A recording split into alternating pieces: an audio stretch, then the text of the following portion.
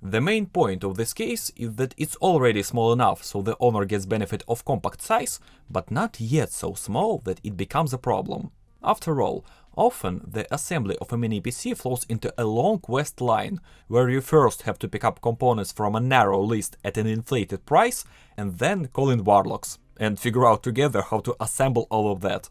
No, the headache is minimized here. The Asus AP201 fits in 360mm AIO, the GPU that's 338mm long. That's enough for some RTX 3080s. Full-size power supply, up to 3 hard drives, up to 4 SSDs, and almost any air cooler. The Noctua NHD15S fits in with a 1 cm height margin. But not all of that in the same time. By now, the Asus AP201 is priced around $100. For that money, you get a case with the perfect ventilation in mind. Every panel is in fine mesh, even the back. There will be probably a version with a glass panel as well, but no info on that yet. Surprisingly, the panels are rigid and do not bend from normal touches. You have to make noticeable effort on any noticeable deflection. I like the design. It's calm and uncluttered. The only logo on the outside is on the side panel in an inconspicuous place, and inside you can find another logo. That's it. Otherwise, the case fits well into modern places with fancy renovation. I was 100% sure that I'll receive a white version for review, considering how much better it looks. It's a funny detail, because a year ago I was choosing between black and white version of my Be Quiet. The white looked a lot more interesting there, but my system is made up of a vinaigrette of black components, and nah. For me, if you're going to choose a white case with a window, you have to be serious about it, and the internals must be white too. Otherwise, it looks like a half measure. That's why I chose black. In Asus, the problem is solved by the absence of a window. A formal absence. Because if there's no RGB inside, the case is perceived as an ordinary white or black box. But if the system has RGB, the AP201 is more like a mesh bra in Instagram.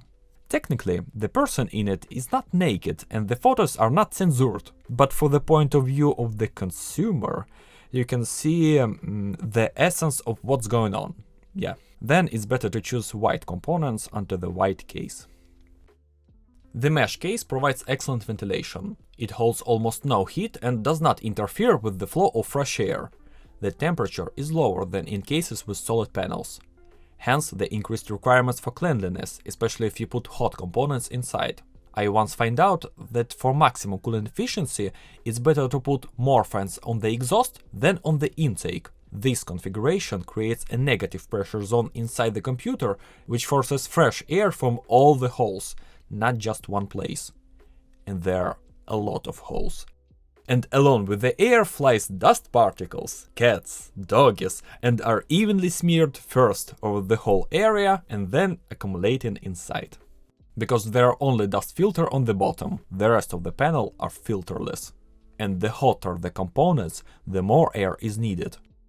Basically, you can try to put fans on the intake through the filters on the bottom, and the rest of the surface will work as an exhaust.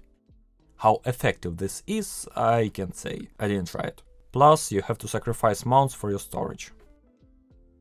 Assembly starts with the flexing with the magnetic panels. Each one of them can be removed by hand without any tools. Convenient. I'll do so for ease of assembly and immediately face a tough choice. The power supply gets into one of 3 positions, each of which requires sacrifice. Or you focus on the storage, then you put the unit at the top position, but you'll lose the 360mm liquid cooling. The other sizes will fit. And the power supply itself is limited to the standard 16cm in length. Or you take the neutral position, then you can't put a full-size hard drive on the front panel, but you can still fit a 2.5-inch one. Plus, the power supply is allowed up to 17cm. Or the lower position. Then at cost of any storage on the front panel, you can put a 3-section AIO. I've got one, I'll choose one. The rest of the assembly requires only 2 restrictions to be considered. The motherboard can't be bigger than micro ITX, there's a huge selection of them. I use the Asus B650M Plus Wi-Fi, and the GPU must be slightly shorter than 34cm. In my case, I found an Asus RTX 3080 TUF. There's an impression that soon you can find 4080 too, considering that it needs even smaller cooler. Ryzen 7700X and 32 gigs of DDR5. The rest of the build is pretty much classic. Insert the CPU into the socket, screw the cooler bracket, assemble the liquid cooler, do some cable management, added the RAM.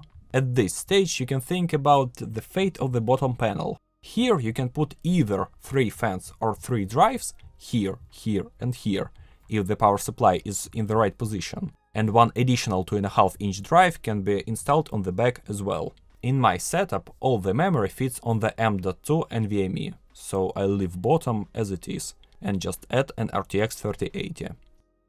That's it, the computer is ready. Small and neat, it produces 2 times more FPS in Overwatch than my PC, and scores twice as many points in Cinebench, being significantly smaller. The temperature is expectedly good. In half an hour of firmwork, RTX 3080 heated up to 68 degrees. Excellent result. From the graph you can see the temperature was higher, up to 75. This happened when the case was standing on the side of the couch, so bottom cover was blocked from fresh air access. As soon as I got GPU breathing again, the temperature dropped 7 degrees. The CPU situation is more complicated. The X series of Ryzen 7000 has structural difficulties with heat dissipation. Regardless of the cooler, the cores heat up to 95 degrees. How surprised I was when I saw cold, almost icy 91 degrees. North Pole by standards of the X series. Fortunately, there are already simple solutions. Motherboard manufacturers add presets to BIOS to normalize temperatures. I saw it with MSI, now I see it with Asus. You need to update the BIOS to the latest version, go to the PBO settings and set the limit to which the processor is allowed to warm up. The parameter includes several changes at once, so the 7700X even manages to gain some performance. Of course, if you choose 90 or 80 degrees. I, on the other hand, choose 70 to make the system quieter. Judging by the tests, the processor is still just as fast as it was. What a handy feature! Speaking of noise, the mesh enclosure acts as a double agent. Excellent ventilation gives the coolers to work more efficiently, gain less temperature and generate less noise due to lower RPM. But less noise doesn't mean no noise. Solid panels can block at least some of the sound, especially in a high frequency range. The coil whine, the water pump, the rattle of a hard drive. Asus AP201 will not hide them well.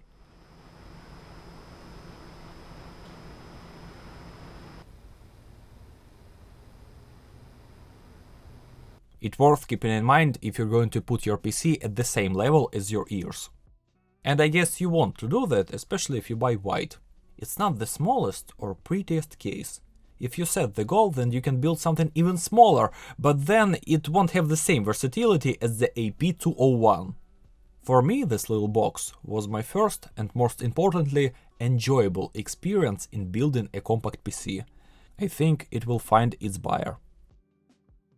Thanks for watching, consider subscribing, see you in the next video.